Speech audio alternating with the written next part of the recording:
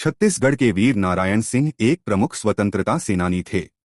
बात सन 1857 की है, जिस समय वीर नारायण सोनाखान के जमींदार थे।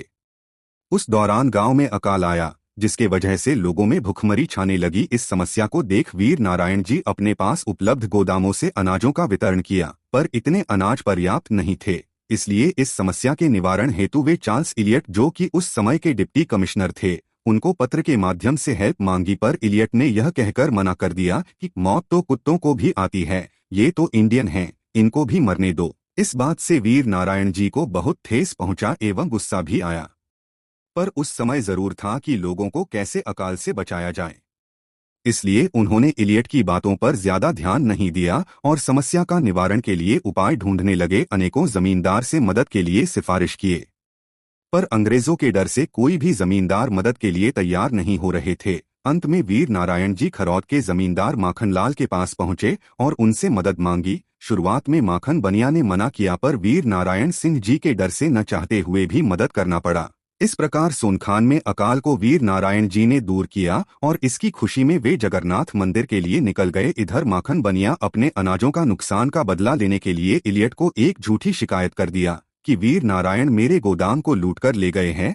अब इलियट तो वैसे ही वीर नारायण से खफा थे, इसीलिए उन्होंने वीर नारायण के गिरफ्तारी के लिए लेफ्टिनेंट स्मिथ को भेजा। और जब वीर नारायण जी जगन्नाथ मंदिर से दर्शन करने के बाद वापसी लौट रहे थे, तभी उन्हें स्मिथ के द्वारा संबलपुर से गिरफ्तार कर लिया गया और उन्हें 24 अक्टूबर को रायपुर के जेल में डाल दिया।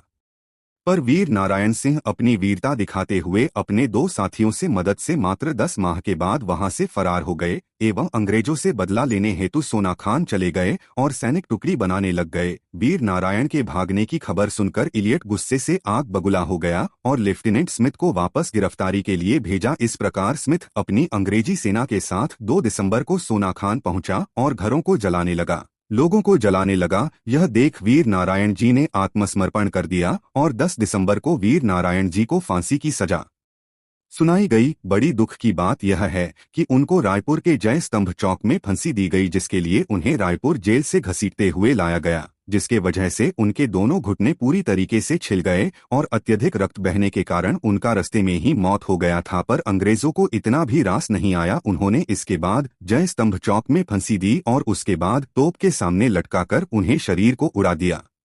इस प्रकार हमारे छत्तीसगढ़ के वीर पुत्र वीर नारायण सिंह जी शहीद हो गए। छत्तीसगढ़ के इस प्रथम शहीद का महत्वपूर्ण योगदान हम कभी नहीं भूल सकते।